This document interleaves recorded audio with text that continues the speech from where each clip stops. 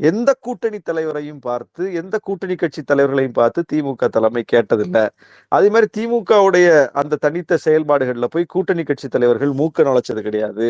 அவரவர்களுக்கு என்ன கருத்து உண்டோ அந்த கருத்தில் நின்று களத்தை சந்திப்பதற்கான சுதந்திரத்தோடும் அந்த ஜனநாயகத்தன்மையோடும் இந்த கூட்டணி நீடிக்கிறது. இதுதான் இப்ப அவங்களெல்லாம் டிஸ்டர்ப் பண்ணுது. அதனால என்ன பண்றாங்க, ரெண்டு கருத்து சொல்றாங்க. ஒண்ணு, நீங்க திமுகவுக்கு எல்லா வகையிலையும் ஆமாசாமி போடுறீங்க, திமுகவுக்கு அடிமையா இருக்கீங்க கூட்டணி கட்சிகள் அப்படிங்கிறாங்க. அவங்களே தான் என்ன சொல்றாங்க, திமுகவுக்கும் விசிகாவுக்கும் முரண்பாடு, விசிக போராட்டம் நடத்திட்டு இருக்கு, கம்யூனிஸ்டுகள் போராட்டம் நடத்திட்டு இருக்காங்க, திமுக ஆட்சியை கண்டிச்சுதான் இவங்க இதெல்லாம் செஞ்சுக்கிட்டு இருக்காங்க, அதனால இந்த கூட்டணி நீடிக்காது அப்படிங்கிறாங்க. எது உண்மை? அடிமையா இருக்குங்கிறது உண்மையா, போராட்டம் நடத்துறோங்கிறது உண்மையா? அப்ப அடிமையா இருக்கோம்னு சொல்றதும் இதே கட்சிகள் தான், போராட்டம் நடத்துறோம் அதனால கூட்டணி உடைஞ்சதுன்னு சொல்றதும் இவங்க தான். அப்போ இதுல இருந்து என்ன தெரியுது, மொத்தத்துல கூட்டணி உடையணும்னு நினைக்கிறாங்க.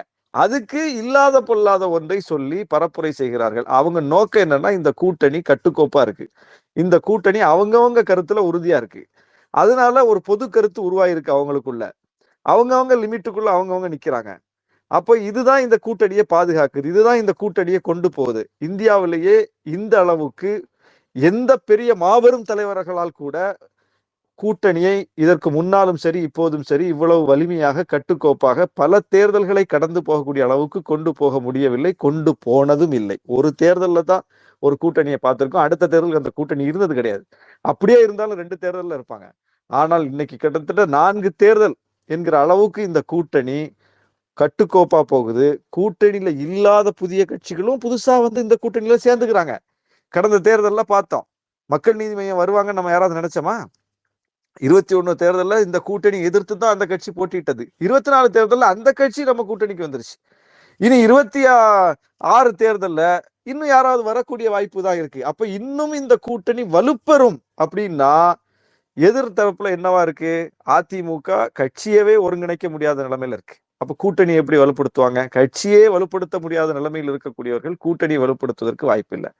அப்ப கட்சியே செதறி கிடக்கிறதுனால அவங்கள கூட போய் அணி சேருவதற்கும் எந்த கட்சிகளும் தயாரில்லை. அதுதான் 2024 தேர்தலில் பார்த்தோம். இப்ப 26லயும் அப்படித்தான் நமக்கு தென்படுது. இது இன்னைக்கு அதிமுகவோட நிலைமை. விஜய் வந்துட்டாரு, அவர் தலைமையில வந்து இனி எல்லாம் சேர்ந்துருவாங்க, சீமான் சேர்ந்துருவாரு, அதிமுக கூட்டணி வச்சிருவாங்கன்னு சொன்னாங்க. அவரு வந்து ரஜினி ரேஞ்சில தான் நின்றுட்டு இருக்காரு. கட்சியை தொடங்கி வச்சுக்கிட்டு இன்னும் களத்துக்கும் வரல. 26 செயல் திட்டம் என்னன்னு சொல்லல. திமுக குழு அமைச்சு வேலையை பார்த்துக்கிட்டு இருக்காங்க. அப்ப திமுகவை வீழ்த்த வேண்டும் என்றால் திமுக விட ஃபாஸ்டால களத்துக்கு போன ஒருத்தர். அப்ப அவர்கிட்ட வந்து அந்த அறிகுறி எதுவுமே இன்றைய தேதி வரைக்கும் தென்படல. இந்த ஆண்டு முடிய போகுது, அடுத்த ஆண்டு பிறக்க போகுது. அடுத்த ஆண்டு பிறந்த உடனே 26 தேர்தலுக்கான அந்த சூடு பறக்க ஆரம்பிச்சிடும். ஆனா இதுவரைக்கும் அவர்கிட்ட இருந்து எந்த செயல் திட்டமோ ஒரு அறிக்கையோ கூட தென்பட காணும். இது விஜய் கட்சியோட நிலைமை. சீமான் கட்சி அது திமுக வேணாம் அதிமுக வேணாம்னு சொல்லக்கூடிய கட்சி.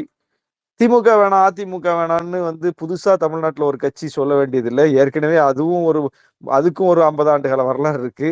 அது வந்து பல கட்சிகள் அப்படி வந்து வந்து வந்து விஜயகாந்த் உச்சமா 12 விழுக்காடு வாங்கி காட்டியிருக்காரு. அப்ப ஏற்கனவே ப்ரூவ்டு ஓட்டு 12 விழுக்காடு இருக்கு. திமுக வேணாம் அதிமுக வேணாம்னு தமிழ்நாட்டுல 12 விழுக்காடு மக்கள் ஓட்டு போட்டிருக்காங்க. அந்த விழுக்காட்டை சீமான் எட்டுவதற்கு இன்னும் 2-3 தேர்தல் அவர் வந்து தனியா நிக்கணும். அடுத்த முறை நின்று இன்னொரு 9 விழுக்காடு வாங்கலாம், அதுக்கு அடுத்தது ஒரு 10 விழுக்காடு வாங்கலாம். இனி அவர் விஜயகாந்த் வாங்கின வாக்கு வாங்குறதுக்கே அவர் இன்னும் போகணும். அப்ப இது இப்ப சீமானும் அந்த நிலைமையில இருக்காரு. வேற யார் இருக்கா? பிஜேபி பாமக ஏற்கனவே அது தமிழ்நாட்டு மக்களால் ஒதுக்கி விடப்பட்ட தனித்து விடப்பட்ட ஒரு கூட்டணியா இருக்கு. அப்போ இந்த பக்கம் திமுக கூட்டணி வலிமையா இருக்கு. 2024லயாவது இந்த கூட்டணியை உடைச்சு சிதைச்சிடலாம், அதன் மூலம் அங்கிருந்து 2 கட்சியை இழுத்து இந்த பக்கம் ஒரு கூட்டணியை உருவாக்கிடலாம் நினைச்சாங்க. அதுவும் நடக்கல. சரி 24 போச்சு, 26லயாவது நடக்குமான்னு பாக்குறாங்க. அதுக்கும் எந்த அறிகுறியும் இல்லை. எதிர்கட்சிகள் இப்படி இருக்கும்போது கூட்டணி கட்சிகளினுடைய அந்த வலுவோடு திமுக நிக்கித, 26 எலெக்ஷன் இந்த கண்ணுக்கு முன்னாடி வரப்போகுத, என்ன பண்றது அப்படிங்கிற விரக்தியில தங்களாலும் ஒரு கூட்டணி அமைக்க முடியாமல், திமுக கூட்டணி உடைக்க முடியாமல், ஏதாவது நடந்து விடாதா என்கிற எதிர்பார்ப்பை மட்டும் வைத்துக்கொண்டு அவதூறுகளை பரப்பி கொண்டிருக்கிறார். பிரகாஷ், ரொம்ப நன்றிண்ணா, ரொம்ப நன்றிண்ணா. உங்க பேச்சு வந்து 2026க்கான அந்த நம்பிக்கைய பெருசா கொடுத்திருக்கு. ரொம்ப சந்தோஷம். நன்றி நன்றி நன்றி. மகிழ்ச்சி. அடுத்தது பத்ரி, நம்மளுடைய ஸ்பேஸை தொடர்ந்து நடத்தக்கூடிய டிவிஎஸ் ஸ்பேஸ் தொடர்ந்து நடத்தக்கூடிய நம்மளுடைய கோஹோஸ்ட் ப்ரொஃபசர் பத்ரி. வணக்கம் அண்ணா. வணக்கம். ஆனா என்னுடைய கேள்வி கட்சி சார்ந்து உங்களுடைய அதாவது விசிகா மற்ற மாநிலங்கள்ல இப்போ பரவலாக்கப்படுறத நாங்க உணர்றோம். உதாரணமா கர்நாடகா, ஆந்திரா இந்த பகுதிகளில் இதுல விசிகா அனைத்து இந்திய அரசியல்ல, அதாவது நேஷனல் பாலிடிக்ஸ்ல அது போகுது அப்படிங்கிறத உணர முடியுது. ஸோ அதை பத்தியும் இது பெரியாரியல் அதாவது பெரியார் மற்ற மாநிலங்களுக்கும் கொண்டு செல்லப்படுகிறார் அப்படிங்கிறதையும் நம்ம உணர முடியுமா? உங்களுடைய பார்வை அதுல என்னவா இருக்குது அப்படின்னு தெரிஞ்சுக்கணும் ஆசைப்படுறேன். இந்தியாவில் தோன்றிய அம்பேத்கரிய இயக்கங்கள்லேயே அம்பேத்கரை முன்னிறுத்தி பெரியாரையும் முன்னிறுத்தி ஒரு இயக்கமாக, அரசியல் கட்சியாக வடிவம் பெற்ற ஒரே கட்சி விடுதலை சிறுத்தைகள் கட்சி தான். ஏன்னா அம்பேத்கரிய மூவ்மெண்ட்ல பெரியாரை முன்னிறுத்துவது என்பது விசிகாவை தவிர எங்கேயும் நம்ம பார்க்க முடியாத ஒன்று. அப்படி இருக்கும்போது விடுதலை சிறுத்தைகள் தமிழ்நாட்டையும் தாண்டி எங்கே சென்றாலும் பெரியாரிய கருத்தியலையும் சேர்த்து எடுத்து செல்கிறோம் என்றுதான் பொருள். ஏன்னா எங்களுடைய வழிகாட்டிகள்லேயே நாங்கள் புரட்சியாளர் அம்பேத்கரை, தந்தை பெரியாரை, மற்ற தலைவர்களை எல்லாம் வைத்திருக்கிறோம். அப்படி இருக்கும்போது அது வெறுமனே அடையாளமாக வைத்துக் கொள்ளவில்லை, கொள்கையாக கடைபிடிக்கிறோம். அதனால் நாங்கள் எந்த மாநிலத்தில் வேறு பரப்பினாலும் அங்கேயும் இந்த கருத்துக்களை கொண்டு போய் சேர்ப்பவர்களாகத்தான் இருப்போம். எங்கள் தலைவருடைய அந்த வெளிப்பாடு எல்லாருக்கும் தெரிஞ்சது தான். அவர் தனக்கு கிடைக்கிற ஒவ்வொரு வாய்ப்பையுமே, தனக்கு கிடைக்கிற ஒவ்வொரு மேடையுமே கொள்கையை வெளிப்படுத்தக்கூடிய ஒரு களமாகத்தான் பயன்படுத்துவார். ஒரு 10 பேர்கிட்ட பேசினாலும் சரி, 100 பேர்கிட்ட பேசினாலும் சரி, 1,00,000 பேர் முன்னாடி பேசினாலும் சரி, அவருடைய உரை என்பது நம்முடைய கொள்கைக்கான ஒரு ஒரு வகுப்பு பாடமாகத்தான் இருக்கும். அப்படித்தான் அவர் அதுல கொள்கை வகுப்பு எடுப்பார். அப்படித்தான் அவருடைய உரை எல்லாமே அமைஞ்சிருக்குது. ஒரு தொலைக்காட்சியில பேட்டி கொடுத்தாலும் கூட அது அப்படித்தான் இருக்கும். அந்த அளவுக்கு செழுமையான கருத்தியல் வலிமை பொருந்தியவர் அவர். இன்னைக்கு அவருக்கான தேவை இன்னைக்கு நாடு தழுவியல இருக்குது. குறிப்பாக ஒடுக்கப்பட்ட விளிம்புநிலை மக்களை அமைப்பாக்கி அவர்களினுடைய பிரச்சனைகளை அடையாளப்படுத்தக்கூடிய தலைமை என்பது இன்னைக்கு தமிழ்நாட்டில் இருக்கிறது போல மற்ற மாநிலங்கள்ல இல்லை. அது ஒரு போதாம இருக்குது.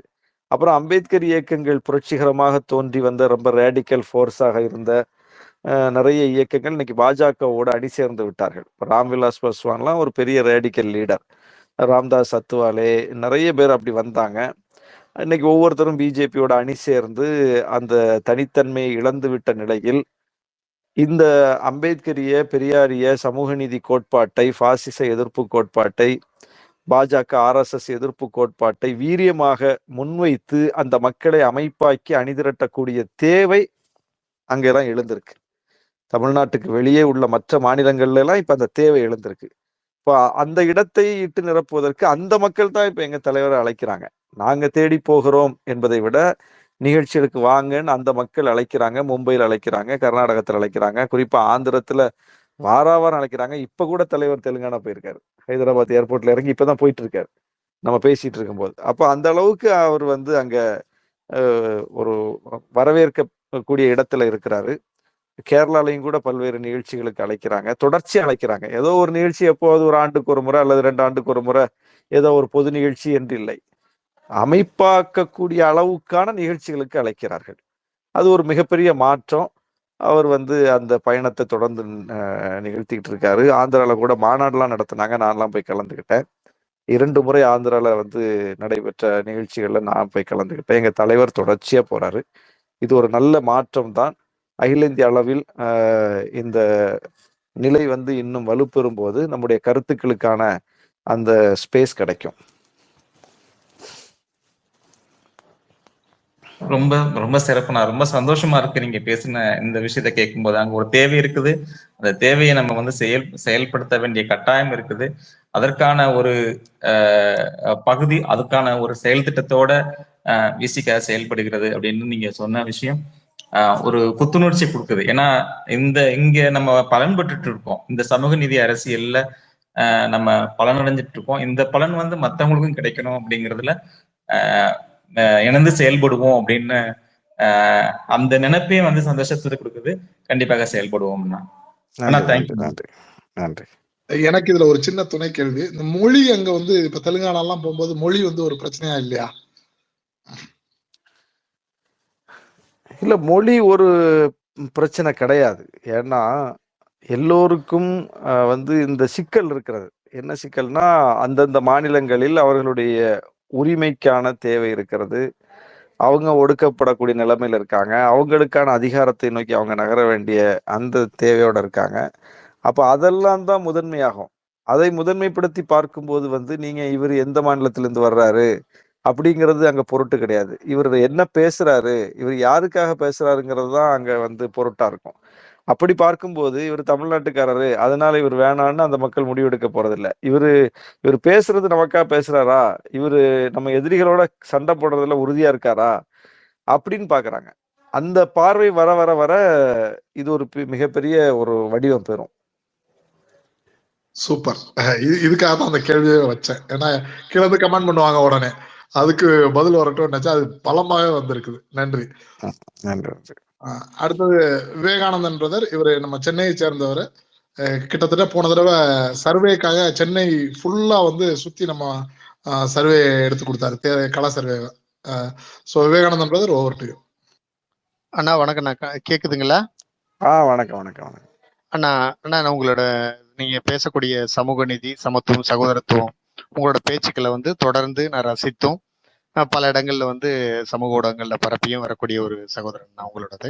என்னோட கேள்வி என்னன்னா, சமீப காலமா வந்து RSS மற்றும் பாஜகவுக்கு ஒரு புகைச்சல் இருந்து வருதா வந்து எல்லா ஊடகங்களும், இந்தியாவில் உள்ள ஊடகங்கள் வந்து கோடிட்டு காட்டி வருகிறது. இப்ப சமீபம் இந்த 2024 நாடாளுமன்ற தேர்தல் மற்றும் இடைத்தேர்தலில் வந்து இந்தியா கூட்டணியோட வளர்ச்சியை பெரும்பான்மையா வளர்ந்துருக்கு. இதை மட்டுப்படுத்துறதுக்காண்டி இனிமேல் வந்து RSS வந்து பொருட்படுத்தாமல் பாஜக வந்து தங்களது வாக்கு வங்கியை அதிகரிக்க, சிறுபான்மையினர் நலன் குறித்து பேசவும் அல்லது எதிர்ப்பை குறைத்து கொள்ளவும் வாய்ப்பு இல்லதா? இப்படி அவங்க தங்களோட வியூகத்தை மாற்றினால் நமது இந்திய கூட்டணி வந்து எந்த மாதிரியான ஒரு வியூகங்களை வகுக்க வேண்டி வரும்? இது இந்த RSSக்கும் பாஜகவுக்கும் முரண்பாடு அப்படிங்கிறதே முதல்ல நம்பும்படியா இல்லை. அது உண்மையாக இருக்கவும் வாய்ப்பில்லை. ஏன்னா பாஜக என்பது RSS-ஆல் உருவாக்கப்பட்ட ஒரு அரசியல் கட்சி. RSS கொள்கைகளை நடைமுறைப்படுத்துவதற்காகவே உருவாக்கப்பட்ட ஒரு அரசியல் பிரிவு. RSS பல பிரிவுகளை வைத்திருக்கிறது. கல்வி பிரிவு, கலாச்சார பிரிவு, ஆன்மீக பிரிவு, சிறுவர் பிரிவு, மகளிர் பிரிவு, இளைஞர் பிரிவு என்று பல்வேறு பிரிவுகளை வைத்திருப்பது போல அதனுடைய அரசியல் பிரிவு தான் பாஜக. அது பாஜகங்கிறது தனி கட்சி கிடையாது. பாஜகங்கிறது RSS உடைய ஒரு பிரிவு, ஒரு விங். அப்போ RSS உடைய ஒரு விங் எப்படி RSSக்கு எதிராக போக முடியும்? திமுக இளைஞர் அணி திமுகக்கு எதிராக போக முடியுமா? விசிக மகளிர் அணி விசிகக்கு எதிராக போக முடியுமா? அதனால RSS உடைய ஒரு விங் RSSக்கு எதிராக போக முடியாது. ஏன் போக முடியாதுன்னு நான் சொல்றேன். ஏன்னா பாஜக மற்ற கட்சிகளை போல ஒரு கட்சியாக செயல்படவே இல்லை. மற்ற கட்சிகளை போல ஒரு கட்சியா செயல்பட்டாதான் அது ஒரு அரசியல் கட்சி, அதன் முடிவு அது எடுக்குது. மற்ற கட்சிகள்ல இருக்கக்கூடிய எல்லா பிரச்சனையும் பாஜக இருக்குதுன்னு நம்ம முடிவு பண்ணலாம். மற்ற கட்சிகள்ல இருக்கக்கூடிய எந்த பிரச்சனையுமே பாஜக இல்லை. ஏன் இல்லைன்னு சொல்றேன்? அத்வானி ஒரு பெரிய பெரிய லீடர். அந்த கட்சியை தோற்றுவித்து, அந்த கட்சியை வளர்த்து, அந்த கட்சிக்காக யாத்திரைகள்லாம் நடத்தி, அந்த கட்சிக்காக என்ன கொள்கையை சொன்னா அந்த கட்சி ஒரு மிகப்பெரிய அணிதிரட்சியை செய்யுமோ அதையெல்லாம் சொல்லி மிகப்பெரிய வன்முறைகளை கூட நிகழ்த்தி மிகப்பெரிய பேர் பெற்ற ஒரு தலைவர். அந்த ஒரு மாபெரும் தலைவரை அந்த கட்சி தொண்டர்களால வந்து மிகப்பெரிய அளவுக்கு போற்றப்படக்கூடிய இடத்துல இருக்கக்கூடிய ஒரு டால் லீடர், அவரை ஒரே நொடியில தூக்கி ஓரம் உட்கார வச்சுட்டு ஒரு மாநிலத்தினுடைய முகமாக இருக்கக்கூடிய மோடிய ஒரே இரவுல கொண்டு வந்து தேசிய முகமா ஆக்குறாங்க. அத்வானி வீட்டுக்கு போன்னு சொன்னா போறாரு, மோடி மேல வாங்கன்னா வர்றாரு. சரி, இது வந்துட்டாங்க. இதனுடைய இம்பாக்ட் அந்த கட்சிக்குள்ள இருக்கணும்ல. வேறு ஒரு கட்சியாக இருந்திருந்தா திடீர்னு ஒரு மாபெரும் தலைவரை தூக்கி கீழே போட்டுட்டு ஒரு சாதாரண அவரோட ஒப்பிட முடியாத அளவுக்கு இருக்கக்கூடிய ஒரு தலைவரை கொண்டு வந்து அவர் இடத்துல வச்சா அந்த கட்சிக்குள்ள என்ன ஆயிருக்கும்? அது வரைக்கும் தேசிய அளவுல யாருக்கு ஆதரவாளர்கள் இருந்திருப்பாங்க? அத்வானிக்கு தானே ஆதரவாளர்கள் இருந்திருப்பாங்க. மோடிக்கு ஆதரவாளர்கள் குஜராத்ல தானே இருந்திருப்பாங்க. இனிதானே வருவாங்க அந்த கட்சிக்குள்ள. மோடி வந்த பிறகுதான் தேசிய அளவுல அவருக்கான ஆதரவாளர்கள் ஃபார்ம் ஆவாங்க. அப்ப அது மட்டும் யாருடைய ஆதரவாளர்களா அந்த கட்சியில இருப்பாங்க? அத்வானி ஆதரவாளர் தான் இருப்பாங்க. அப்ப அந்த அத்வானி வெளியேற்றப்படுகிறார். கிட்டத்தட்ட வெளியேற்றம் படுறார். ஏன்னா அவர் அதை ஏற்றுக்கொண்டுலாம் போகல. அவர் கடிதம் வைக்கிறார், ஓப்பன் லெட்டர் வைக்கிறார், தன்னுடைய எதிர்ப்பை பதிவு செய்யறார், தன்னுடைய ஆத்திரத்தை வெளிக்காட்டுறார். வெளிக்காட்டத்தான் செய்யறார், வெளிக்காட்டி விட்டார். அப்ப வெளிக்காட்டின உடனே அது தொண்டர்களுக்கு கொடுத்த ஒரு மெசேஜ் தானே. எனக்கு உடன்பாடு இல்லை, என்னை இந்த மாதிரி என்னை பழி வாங்கிட்டாங்க, என்னை காயப்படுத்திட்டாங்க, என்னை வேதனைக்கு உள்ளாக்கிட்டாங்கிறது தான் அந்த லெட்டரு.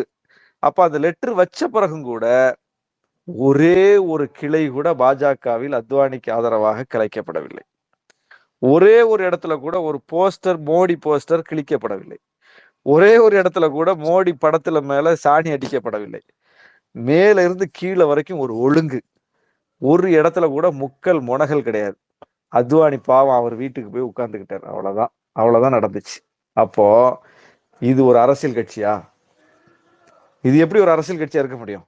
ஒரு அரசியல் கட்சின்னா அதனுடைய இயல்பு வெளிப்படணும்ல. ஒரு அரசியல் கட்சின்னா குறைந்தபட்சம் ஒரு 4 கிளையாவது கலைச்சிருப்பானுங்க. ஒரு 4 இடத்துல அத்வானி ஆதரவாளர்கள் உட்கார்ந்து ரோட்ல இறங்கியிருப்பாங்க. பிஜேபி ஆபீஸை முற்றுகை பண்ணியிருப்பாங்க. ஏதாவது ஒரு சிம்டம் இருந்திருக்கும். இத்தனைக்கு அந்த தலைவர் அதை ஏற்றுக்கொண்டும் போகல. அவர் தன்னுடைய வேதனையை வெளிப்படுத்தி ஓப்பன் லெட்டர் வச்சு ஊடகங்கள் எல்லாம் விவாதிக்கப்பட்டது. அந்த அளவுக்கு வேதனையை வெளிப்படுத்திய பிறகும் கூட அந்த கட்சிக்குள்ள ஒரு கட்சிக்கான தன்மை வெளிப்படலைன்னா அது கட்சி அல்ல, அது ஒரு அமைப்பு. அது RSS ஆல் வழிநடத்தப்படக்கூடிய அமைப்பு. அங்க முடிவை எடுப்பது RSS.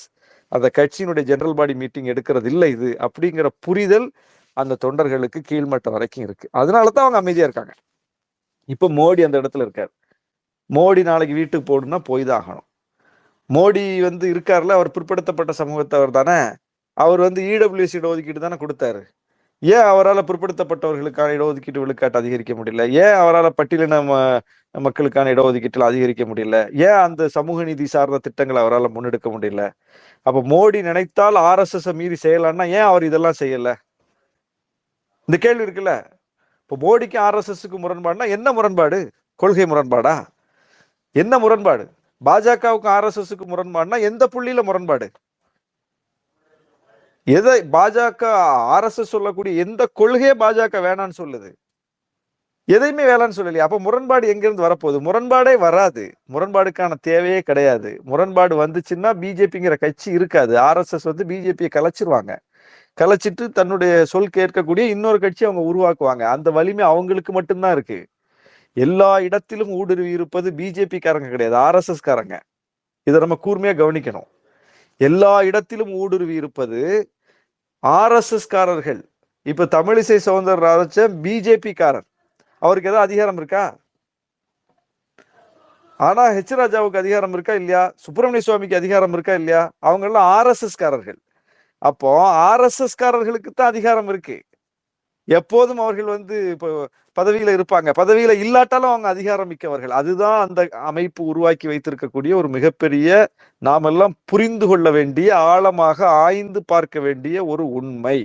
எனவே RSSக்கும் பிஜேபிக்கும் முரண்பாடு என்று சொன்னால் அது பொய்யானது. அது நம்மை ஏமாற்றுகிற ஒரு நடவடிக்கை. முரண்பாடுன்னு சொல்லிக்கிட்டு இருக்கும் போதுதான் RSS காரங்கள்லாம் நம்ம அரசு ஊழியர்கள்லாம் RSS நிகழ்ச்சியில பங்கேற்கலாம்னு இந்த மோடி அரசு அதுக்கு அனுமதி கொடுக்குறாங்க. இது எப்படி நடக்குது? அப்போ இது என்ன வேணுமானாலும் நடக்கும். RSS என்ன செய்ய நினைக்கிறதோ அதை செய்யும்.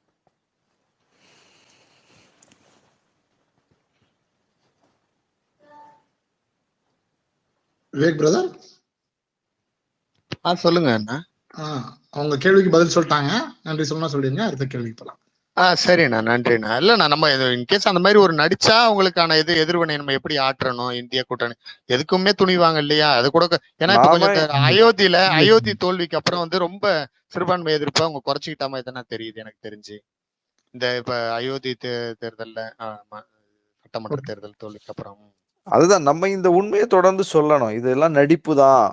ஒரு காலத்திலயும் அவங்களால வந்து இதெல்லாம் செய்ய முடியாது. சிறுபான்மையினர்களுக்கு வந்து இப்ப இடஒதுக்கீடு கொடுத்துருவாங்களா? ஆர்எஸ்எஸ் வந்து அதை அனுமதிச்சிருமா? பிஜேபி அதை செஞ்சிருமா? சச்சார் கமிஷன் பரிந்துரைகளையும் ரங்கநாத மிஸ்ரா பரிந்துரைகளையும் பிஜேபி அமல்படுத்திருமா? அது அது அந்த உண்மையை நம்ம போட்டு உடைக்கணும். அதுதான் நம்ம செய்ய வேண்டிய வேலை. நன்றி நன்றி. ரொம்ப இதுவுமே வந்து இன்னைக்கு கேட்க வரக்கூடிய கேள்விகள் எல்லாமே வந்து ரொம்ப தேவையான கேள்விகளா வருதுன்னு நினைக்கிறேன். சூப்பர். அடுத்தது வந்து பரத்ஜி. இவர் வந்து நம்மளோட ஆங்கிலம் நல்லா பேசக்கூடியவர். நம்மளுடைய இங்கிலீஷ் பேஸ்லயும் வந்து ரெகுலரா கலந்துக்கிட்டு வேற மாநிலங்களுக்கும் நம்மளுடைய கொள்கைகளை எடுத்துட்டு போறதுக்கு ரொம்ப உதவியா இருக்கக்கூடிய நபர்.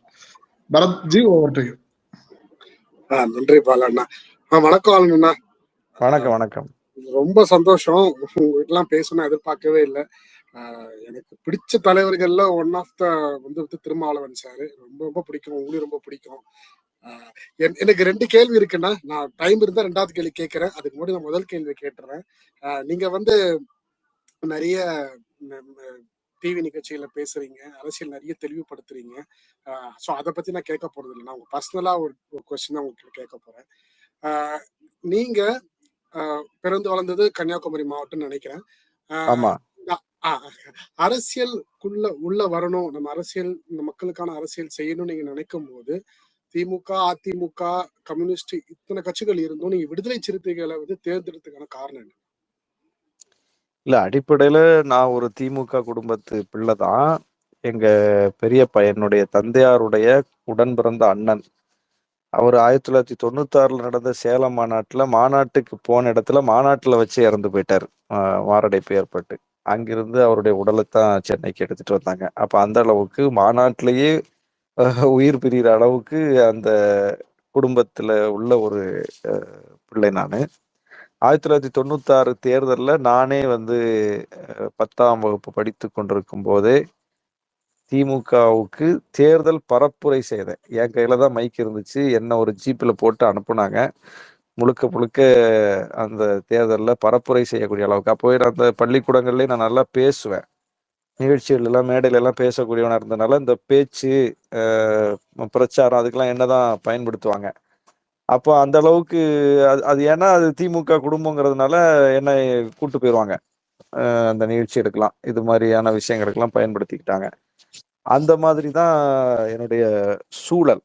ஆனா நேரடியாக தீவிரமான அரசியல், ஒரு கட்சியில பொறுப்பு, அந்த மாதிரி எங்க தந்தையாரோ எங்க குடும்பத்துல யாரும் கிடையாது. எல்லாம் திமுக குடும்பம், திமுக ஆதரவாளர்கள் மாநாட்டுக்கு போவாங்க, நிகழ்ச்சி எடுக்க போவாங்க. இந்த அளவில் இருந்த ஒரு குடும்பத்துல உள்ள ஒரு பிள்ளை நானு. எனக்கு அரசியல் ஆர்வம் என்பது இயல்பிலே வந்துருச்சு. நானும் சின்ன வயசுல இருந்தே மேடையில பங்கேற்பது, பேசுவது, தேர்தல் பிரச்சாரம் பண்றது இதெல்லாம் இருந்துகிட்டு இருக்கும் போதுதான் சென்னைக்கு வந்த பிறகு ஒரு நேர்காணலுக்காக எங்க தலைவர் எழுச்சி தமிழர் அவர்களை 2001 நான் சந்திக்கிறேன். கிட்டத்தட்ட 24 ஆண்டுகளுக்கு முன்னால. அப்ப எனக்கு ஒரு 19-20 வயசு. 19 வயசு தான். 2001 2002 அந்த காலகட்டம். அவரோட ஒரு மணி நேரம் வந்து KK நகர்ல அவருடைய வீட்டுல அந்த நேர்காணல். முதல்ல அவர் அப்பதான் சந்திக்கிறேன். முதல்ல அவர்கிட்ட நான் வந்து அன்றைய சூழலில் வைத்த கேள்விகள், அதற்கு அவர் சொன்ன பதில்கள், அந்த கேள்வியில ரொம்ப ஷார்ப்பா இருந்தது, ரொம்ப பொலிட்டிக்கலா இருந்துச்சு. அதுல அவர் ரொம்ப இன்ஸ்பயர் ஆயிட்டார் என் மேல.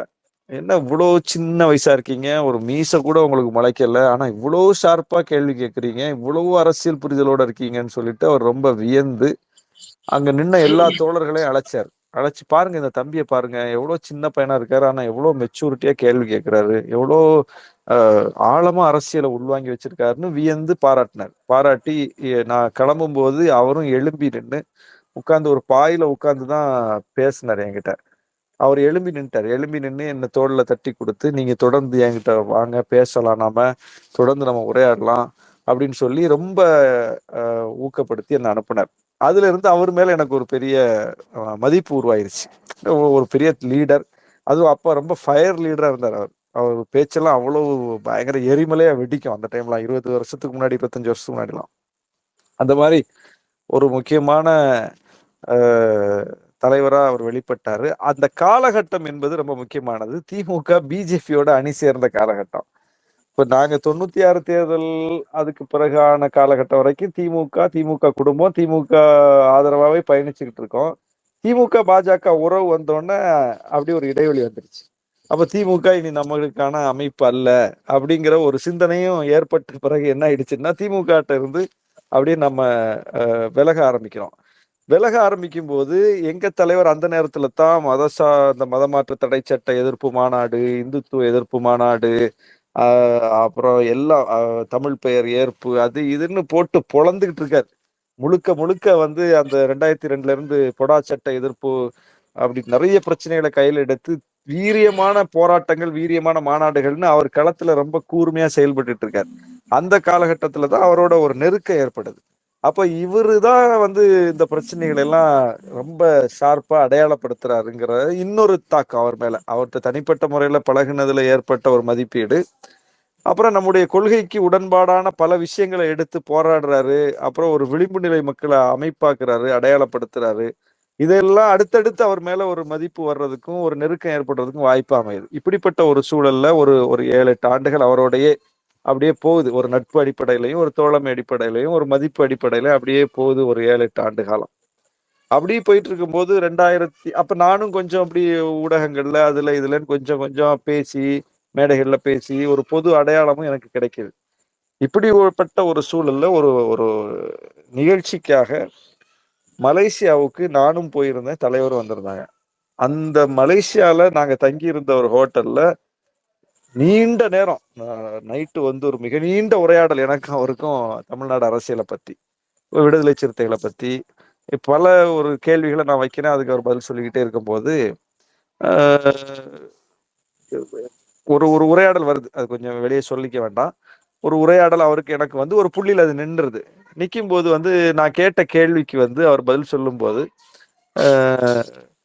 நீங்க கூட 10 வருஷமா என்ன பாக்குறீங்க, என்னை பத்தி நல்லா தெரியுது உங்களுக்கு, என்னுடைய நடவடிக்கைகள் உங்களுக்கு பிடிச்சிருக்கு, ஆனா உங்களால கூட என்ன தலைவர்னு ஏத்துக்க முடியலையே, எது உங்களை தடுக்குதுங்கிற மாதிரி அந்த உரையாடல் வந்து நின்றுச்சு. எனக்கு வந்து பதில் சொல்ல முடியல. ஆமா, அப்பதான் நானே ரியலைஸ் பண்றேன். ஆமா, நம்மளும் 8 வருஷமா அண்ணன் கூட பழகிட்டு இருக்கோம், விசிக நிகழ்ச்சிகள்ல பங்கேற்றுட்டு இருக்கோம், விசிக போராட்டங்களுக்கு போறோம் வரோம். ஆனா விசிகா நம்ம இது வரைக்கும் நம்மளை சொல்லிக்கலையே, எது நம்மளை தடுத்திருக்கு அப்படின்னு நானே அப்பதான் ரியலைஸ் பண்றேன். எனக்குள்ள அப்படி ஒரு சிந்தனையே வரல. அந்த கட்சியில சேரணும், தலைவர்னு ஏத்துக்கணுங்கிற சிந்தனையே வரல. அண்ணன் அண்ணன் அண்ணன்னே போயிட்டு இருக்கு. அப்ப அவர் சொன்னாரு, நீங்க கூட அண்ணன் தானே சொல்றீங்க, தலைவர்னு சொல்லலையே அப்படின்னு கேட்டாரு. அப்ப அதுக்காக அவர் நீங்க வந்து கட்சியில சேர்த்துருங்கன்னா எனக்கு கூப்பிடல. அந்த உரையாடல் நான் வேற ஒருவரை வைத்து ஒரு கேள்வியை கேட்டதுக்கான பதில அவர் சொன்னார். அவங்கதான் என்ன அண்ணன்னு சொல்றாங்க, நீங்களும் அவங்கதான் என்ன தலைவர்னு ஏத்துருக்காங்க, நீங்களும் ஏத்துக்கிட்டீங்க, நீங்க கூட அண்ணன் தானே சொல்றீங்க அப்படின்னு அந்த அந்த பதில் முடித்தது. எனக்கு அதுக்கு பிறகு என்ன சொல்லன்னு தெரியல. அந்த உரையாடல் அத்தோட முடிஞ்சு போச்சு. அப்புறம் நாங்க தூங்க போயிட்டோம். அப்புறம் மலேசியா நிகழ்ச்சியெல்லாம் முடிச்சு சென்னைக்கு வந்துட்டோம். வந்த இடத்துல எனக்கு வந்து அவர் கேட்ட கேள்வி, அந்த உரையாடல் என்னை டிஸ்டர்ப் பண்ணிக்கிட்டே இருந்துச்சு. நான் அது மட்டும் எந்த அரசியல் கட்சியிலையும் நேரடியாக ஈடுபடவோ பயணிக்கவோ இல்லை. நான் வந்து ஒரு சமூக ஆர்வலராக, ஒரு பத்திரிகையாளராக, ஒரு டாக்குமெண்ட்ரி ஃபிலிம் மேக்கராக, அப்புறம் நம்முடைய தமுமுக என்கிற அமைப்புல வெளிவந்த உணர்வு ஒற்றுமை இதழ்கள்ல பணியாற்றக்கூடியவராக இப்படித்தான் நான் பயணிச்சுக்கிட்டு இருக்கேன். அப்ப இப்படி பயணிச்சுக்கிட்டு இருக்கிற எனக்கு வந்து இவருடைய நெருக்கம், இவருடனான உரையாடல், இவருடனான அந்த பயணம், இதெல்லாம் வந்து ஒரு நட்பு அடிப்படையிலையும் அது அப்படி போயிட்டு இருக்கு. இந்த உரையாடலினுடைய முடிவாக சென்னைக்கு வந்து என்ன பண்ணேன், நேரா போனேன். ஆபீஸ்ல KK நகர்ல வந்து ஒரு ஆபீஸ், அட்மின் ஆபீஸ்னு விசிகேக்கு வந்து போட்டிருந்தாங்க. அந்த ஆபீஸ்ல தலைவர் இருந்தாரு. போய் சொன்னேன், நான் கட்சியில இன்னைக்கு சேர்றேன் அப்படின்னேன். கட்சியில சேர்றீங்களா அப்படின்னாரு. இல்ல அதெல்லாம் ஒரு பெரிய, அவருக்கு முதல்ல ஷாக்கிங்கா இருந்து, அப்புறம் என்ன இப்படி திடீர்னு முடிவு கேட்டாரு. அதெல்லாம் விளக்கி சொன்ன பிறகு அப்போ ஒரு நிகழ்ச்சியா வச்சிடலாமா அப்படின்னாரு. எதுவுமே வேணாம், இங்கே இப்பவே சேர்றேன் அப்படின்னு சொல்லிட்டு அங்கேயே அப்பவே சேர்ந்தேன் 2011. இதுதான் வந்து விசிகாவுக்கு நான் வந்த கதை. இன்னைக்கு 14 வருஷம் ஆயிடுச்சு. ரொம்ப ரொம்ப நன்றிண்ணே. நீங்க இவ்வளோ உங்க டைம் பிஸி ஷெட்யூல்ல எனக்கு நீங்க சொல்றது ரொம்ப ரொம்ப நன்றிண்ணே. Thank you so much. அது வந்து எந்த எதிர்பார்ப்பையும் வைத்து நம்ம வந்து ஒரு சட்டமன்ற உறுப்பினர் ஆகணும், ஒரு நாடாளுமன்ற உறுப்பினர் ஆகணும், அரசியல்ல பெரிய இடத்துக்கு போகணும், அதுக்கு ஒரு அரசியல் கட்சியை தேர்ந்தெடுக்கணும்லாம் எந்த முன் திட்டமிடலும் கிடையாது. விசிகேவுக்குள்ள அப்படியும் நம்ம போகல. அது ஒரு தலைவருக்கு எனக்கு நடந்த ஒரு உரையாடலின் தொடர்ச்சியா விசிகாக்கு போனேன். அப்புறம் சட்டமன்ற உறுப்பினர் ஆகணும், நாடாளுமன்ற உறுப்பினர் ஆகுங்கிற திட்டத்தோட, பெரிய பெரிய இடத்துக்கு போடுங்கிற திட்டத்தோட இருக்கிறவங்க வந்து விசிகாக்கும் வரமாட்டாங்க. அவங்க வந்து பெரிய கட்சிகளுக்கு தான் போவாங்க. ஏன்னா பெரிய விசிகாக்கு போனா அங்கே கிடைக்கக்கூடிய குறைந்த எண்ணிக்கையிலான இடங்கள்ல போய் நம்ம நிக்க முடியுமா, நமக்கு கிடைக்குமா, இதெல்லாம் யோசிப்பாங்க. அந்த மாதிரி கணக்கு போட்டாலே இங்க வரமாட்டாங்க. அப்ப நான் போயிருக்கேங்கும் போதே அந்த மாதிரி கணக்கெல்லாம் எனக்கு கிடையாது. ஆனால் காலம் அதையும் செய்து காட்டி இருக்குது. அதான் ரொம்ப முக்கியமானது. நாம நினைக்கல அதெல்லாம் நடக்கும்னு, ஆனா அதையும் நடத்தி காட்டி இருக்குது. ரொம்ப நன்றி. நான் மேலும் வளர வாழ்த்துக்கள்லாம்.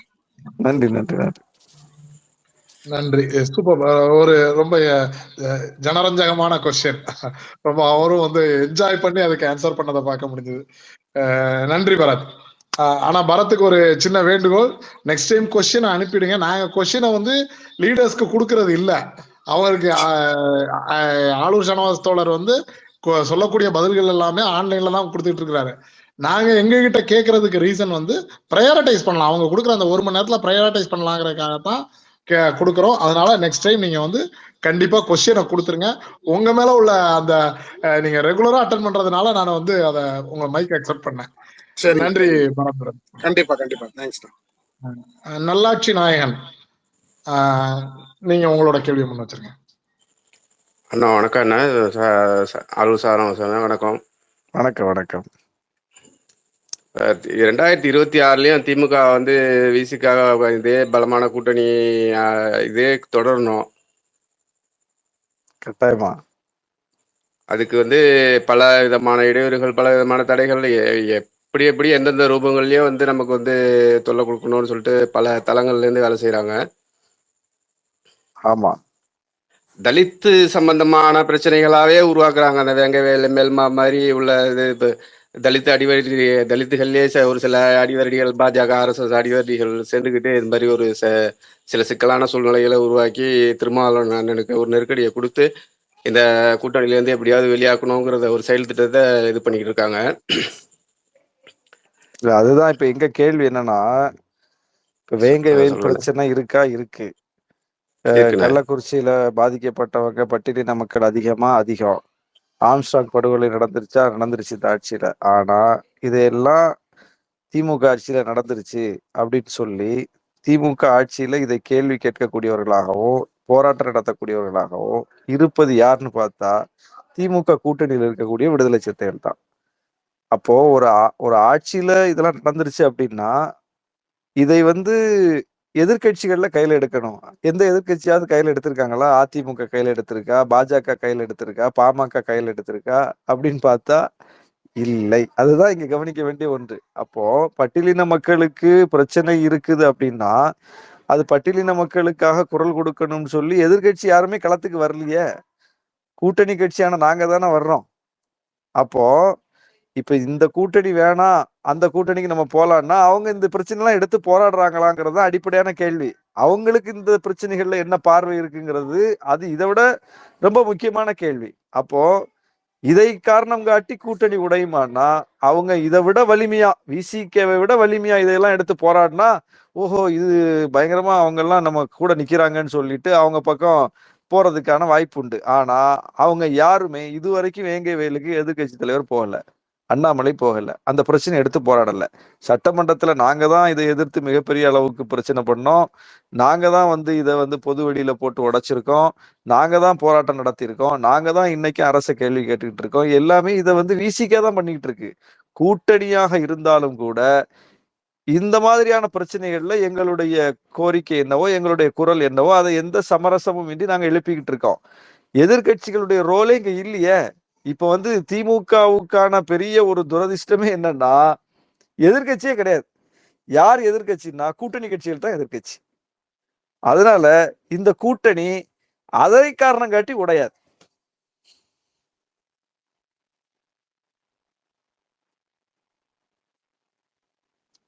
ரைட். சரியான ஒரு இதெல்லாம் வந்து நம்ம தொண்டர்களுக்கு வந்து இது ரொம்ப ரொம்ப தேவையான ஒண்ணு. இந்த மாதிரியான கேள்விகளும் சரி, இந்த பதில்களும் சரி. அது வந்து இவங்க கிட்ட தான் கேட்க முடியும். கடந்த வாரம் தோழர் ராஜீவ்காந்தி வந்திருந்தாங்க. அவங்க கிட்டயும் இது மாதிரியான ஒரு கேள்விகள் வச்சப்போ அவரும் இதே மாதிரி ஒரு பதில் தான் கொடுத்திருந்தாரு.